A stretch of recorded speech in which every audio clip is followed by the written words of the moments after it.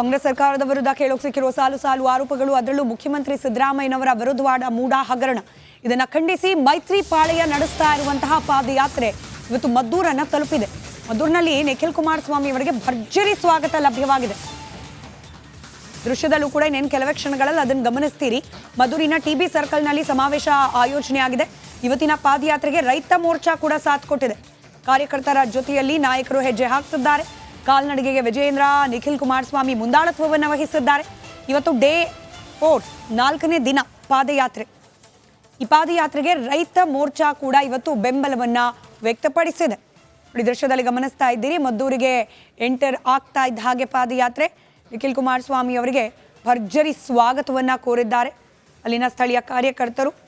ಮದ್ದೂರಿನ TB ಸರ್ಕಲ್ನಲ್ಲಿ ಸಮಾವೇಶ ಆಯೋಜನೆ ಆಗಿದೆ. ಸಮಾವೇಶದಲ್ಲಿ ಆಬ್ವಿಯಸ್ಲಿ ಕಾಂಗ್ರೆಸ್ ಸರ್ಕಾರದ ವಿರುದ್ಧವಾಗಿ ಬಿಜೆಪಿ ಹಾಗೆ ಜೆಡಿಎಸ್ನ ನಾಯಕರು ಅಬ್ಬರದ ಭಾಷಣವನ್ನು ಮಾಡಲಿದ್ದಾರೆ. ಆರೋಪಗಳ ಪಟ್ಟಿಯನ್ನು ಜನರ ಮುಂದೆ ಇಡಲಿದ್ದಾರೆ. ಇವತ್ತು 4ನೇ ದಿನದ ಪಾದಯಾತ್ರೆ. ವಿಜಯೇಂದ್ರ ಹಾಗೆ ನಿಖಿಲ್ ಕುಮಾರಸ್ವಾಮಿ ಅವರ ಮುಂದಾಳತ್ವದಲ್ಲಿ ನೂರಾರು ಮಂದಿ ಬಿಜೆಪಿಯ ಕಾರ್ಯಕರ್ತರು, ನಾಯಕರು ಜೊತೆಯಾಗಿ ಹೆಜ್ಜೆ ಹಾಕ್ತಿದ್ದಾರೆ.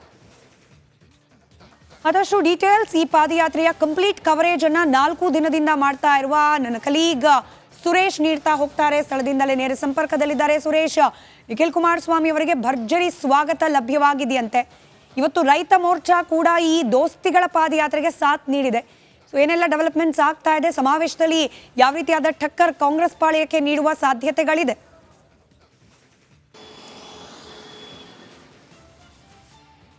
ಸ್ಮಿತಾ, 4ನೇ ದಿನದ ಪಾದಯಾತ್ರೆ ನಿಡಘಟ್ಟದಿಂದ ಮದ್ದೂರುವರೆಗೆ ಸಾಗ್ತಾ ನಿಡಘಟ್ಟದಿಂದ ಇವತ್ತು ಮಂಡ್ಯವರೆಗೆ ಸಾಗ್ತಾ ಇರ್ತಕ್ಕಂಥದ್ದು. ಇವತ್ತಿನ ಒಂದು ಕಾಲ್ನಡಿಗೆಯ ಒಂದು ಕಿಲೋಮೀಟರ್ 20 ಕಿಲೋಮೀಟರ್ ಕಾಲ್ನಡಿಗೆಯ ಒಂದು ಟಾರ್ಗೆಟ್ ಇರ್ತಕ್ಕಂಥದ್ದು ದೋಸ್ತಿ ನಾಯಕರಿಗೆ. ಅದರಲ್ಲಿ ಈಗಾಗಲೇ ಸುಮಾರು ಒಂದು 6 ಕಿಲೋಮೀಟರ್ ಅಂದರೆ ನಿಡಘಟ್ಟದಿಂದ ಮಂಡ್ಯವರೆಗೆ ಸುಮಾರು ಮದ್ದೂರುವರೆಗೆ 6 ಕಿಲೋಮೀಟರ್ ತಲುಪಿರ್ತಕ್ಕಂಥದ್ದು. ಈಗಾಗಲೇ ಪಾದಯಾತ್ರೆ ಈಗಾಗಲೇ ಸಾಗಿ ಹೋಗಿರ್ತಕ್ಕಂಥದ್ದು.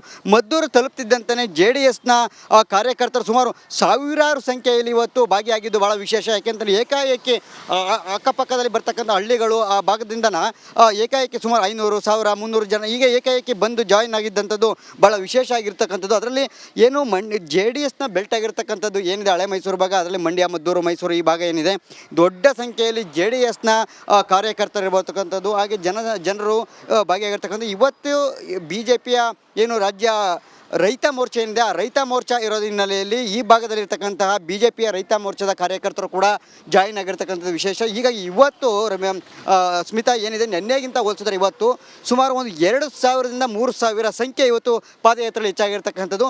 ಇವತ್ತು ರೈಟ್ ಧನ್ಯವಾದ ಸುರೇಶ್ ಮಾಹಿತಿಗಾಗಿ.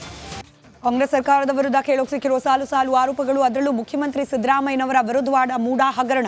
ಇದನ್ನು ಖಂಡಿಸಿ ಮೈತ್ರಿ ಪಾಳೆಯ ನಡೆಸ್ತಾ ಇರುವಂತಹ ಪಾದಯಾತ್ರೆ ಇವತ್ತು ಮದ್ದೂರನ್ನು ತಲುಪಿದೆ. ಮದ್ದೂರಿನಲ್ಲಿ ನಿಖಿಲ್ ಕುಮಾರಸ್ವಾಮಿ ಅವರಿಗೆ ಭರ್ಜರಿ ಸ್ವಾಗತ ಲಭ್ಯವಾಗಿದೆ. ದೃಶ್ಯದಲ್ಲೂ ಕೂಡ ಇನ್ನೇನು ಕೆಲವೇ ಕ್ಷಣಗಳಲ್ಲಿ ಅದನ್ನು ಗಮನಿಸ್ತೀರಿ.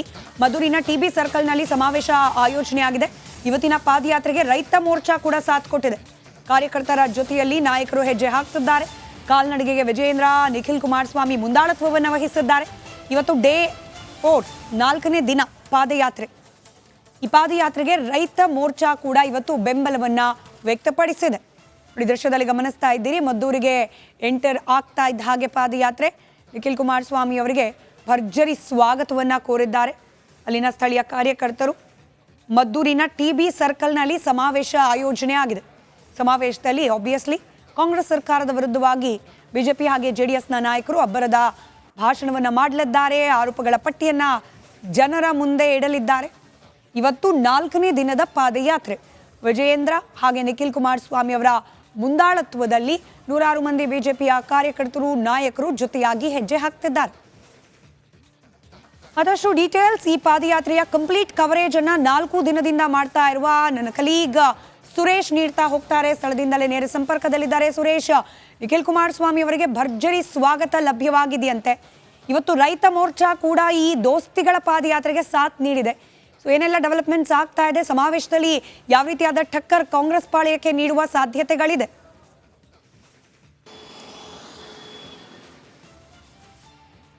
ಸ್ಮಿತಾ 4 ದಿನದ ಪಾದಯಾತ್ರೆ ನಿಡಘಟ್ಟದಿಂದ ಮದ್ದೂರುವರೆಗೆ ಸಾಗ್ತಾ ನಿಡಘಟ್ಟದಿಂದ ಇವತ್ತು ಮಂಡ್ಯವರೆಗೆ ಸಾಗ್ತಾ ಇರ್ತಕ್ಕಂಥದ್ದು. ಇವತ್ತಿನ ಒಂದು ಕಾಲ್ನಡಿಗೆಯ ಒಂದು ಕಿಲೋಮೀಟರ್ 20 ಕಿಲೋಮೀಟರ್ ಕಾಲ್ನಡಿಗೆಯ ಒಂದು ಟಾರ್ಗೆಟ್ ಇರ್ತಕ್ಕಂಥದ್ದು ದೋಸ್ತಿ ನಾಯಕರಿಗೆ. ಅದರಲ್ಲಿ ಈಗಾಗಲೇ ಸುಮಾರು ಒಂದು 6 ಕಿಲೋಮೀಟರ್ ಅಂದರೆ ನಿಡಘಟ್ಟದಿಂದ ಮಂಡ್ಯವರೆಗೆ ಸುಮಾರು ಮದ್ದೂರುವರೆಗೆ 6 ಕಿಲೋಮೀಟರ್ ತಲುಪಿರ್ತಕ್ಕಂಥದ್ದು. ಈಗಾಗಲೇ ಪಾದಯಾತ್ರೆ ಈಗಾಗಲೇ ಸಾಗಿ ಹೋಗಿರ್ತಕ್ಕಂಥದ್ದು.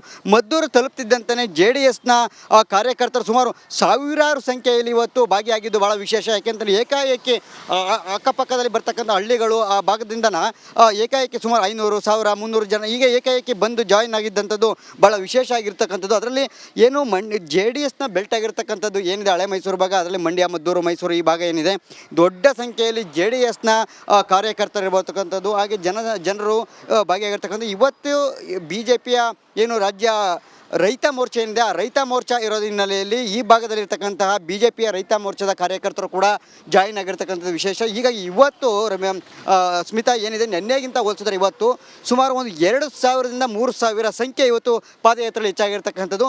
ಇವತ್ತು ರೈಟ್ ಧನ್ಯವಾದ ಸುರೇಶ್ ಮಾಹಿತಿಗಾಗಿ. ನಮಸ್ಕಾರ, ಕರ್ನಾಟಕ ಪ್ರೈಮ್ ಟೈಮ್ಗೆ ಸ್ವಾಗತ. ನಾನು ಜಯಪ್ರಕಾಶ್ ಶೆಟ್ಟಿ. ಇಡೀ ಕರ್ನಾಡು ಇವತ್ತು ರೆಬೆಲ್ ಆಗಿ ನಿಂತಿದೆ. ಈ ಹಗರಣಗಳನ್ನು ಸದನದಲ್ಲಿ ಪ್ರಸ್ತಾಪ ಮಾಡಲು ಕೂಡ ಕಾಂಗ್ರೆಸ್ ಹಿಂದೇಟು ಹಾಕಿದ್ದೇಕೆ? ನಿಮ್ಗೆ ಸಂಬಳ ಅದಕ್ಕೆ, ನಿಮಗೆ ವಾಹನ ಅದಕ್ಕೆ, ನಿಮಗೆ ವೆಪನ್ ಅದಕ್ಕೆ, ನೀವು ಅದನ್ನು ಸೆರೆ ಹಿಡಿಬೇಕಾಗಿತ್ತು. ನೀವು ವಿದ್ಯುತ್ ಬರ ಇದೆ ಅಂತ ಹೇಳ್ತಾ ಇದ್ದೀರಿ, ಎಲ್ಲಿ ಬರ ಇದೆ ನೀವು ಹೇಳಬೇಕು.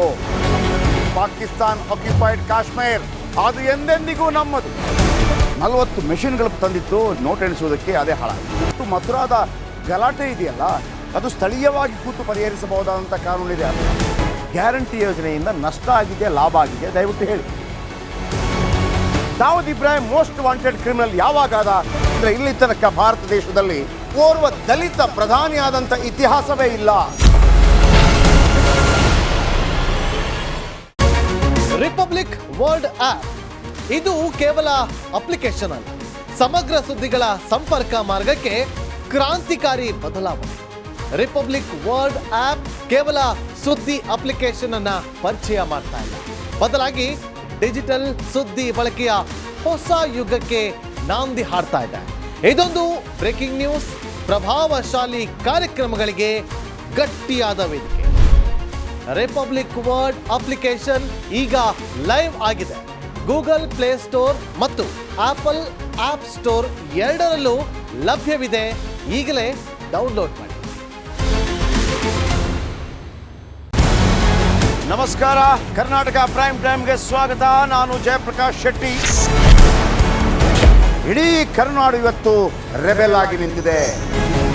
ಈ ಹಗರಣಗಳನ್ನು ಸದನದಲ್ಲಿ ಪ್ರಸ್ತಾಪ ಮಾಡಲು ಕೂಡ ಕಾಂಗ್ರೆಸ್ ಹಿಂದೇಟು ಹಾಕಿದ್ದೇಕೆ? ನಿಮ್ಗೆ ಸಂಬಳ ಅದಕ್ಕೆ, ನಿಮಗೆ ವಾಹನ ಅದಕ್ಕೆ, ನಿಮಗೆ ವೆಪನ್ ಅದಕ್ಕೆ, ನೀವು ಅದನ್ನು ಸೆರೆ ಹಿಡಿಬೇಕಾಗಿತ್ತು.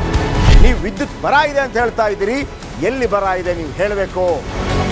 ಪಾಕಿಸ್ತಾನ್ ಆಕ್ಯುಪೈಡ್ ಕಾಶ್ಮೀರ್ ಅದು ಎಂದೆಂದಿಗೂ ನಮ್ಮದು. 40 ಮೆಷಿನ್ಗಳು ತಂದಿತ್ತು ನೋಟ್ ಎಣಿಸುವುದಕ್ಕೆ, ಅದೇ ಹಾಳಾಯಿತು. ಮಥುರಾದ ಗಲಾಟೆ ಇದೆಯಲ್ಲ, ಅದು ಸ್ಥಳೀಯವಾಗಿ ಕೂತು ಪರಿಹರಿಸಬಹುದಾದಂಥ ಕಾನೂನಿದೆ. ಗ್ಯಾರಂಟಿ ಯೋಜನೆಯಿಂದ ನಷ್ಟ ಆಗಿದೆ, ಲಾಭ ಆಗಿದೆ, ದಯವಿಟ್ಟು ಹೇಳಿ. Dawood Ibrahim most wanted criminal ಯಾವಾಗಾದ ಅಂದರೆ ಇಲ್ಲಿ ತನಕ ಭಾರತ ದೇಶದಲ್ಲಿ ಓರ್ವ ದಲಿತ ಪ್ರಧಾನಿಯಾದಂಥ ಇತಿಹಾಸವೇ ಇಲ್ಲ. ರಿಪಬ್ಲಿಕ್ ವರ್ಲ್ಡ್ ಆಪ್ ಇದು ಕೇವಲ ಅಪ್ಲಿಕೇಶನ್ ಅಲ್ಲ, ಸಮಗ್ರ ಸುದ್ದಿಗಳ ಸಂಪರ್ಕ ಮಾರ್ಗಕ್ಕೆ ಕ್ರಾಂತಿಕಾರಿ ಬದಲಾವಣೆ.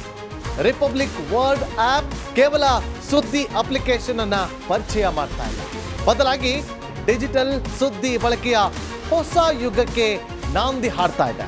ಇದೊಂದು ಬ್ರೇಕಿಂಗ್ ನ್ಯೂಸ್, ಪ್ರಭಾವಶಾಲಿ ಕಾರ್ಯಕ್ರಮಗಳಿಗೆ ಗಟ್ಟಿಯಾದ ವೇದಿಕೆ.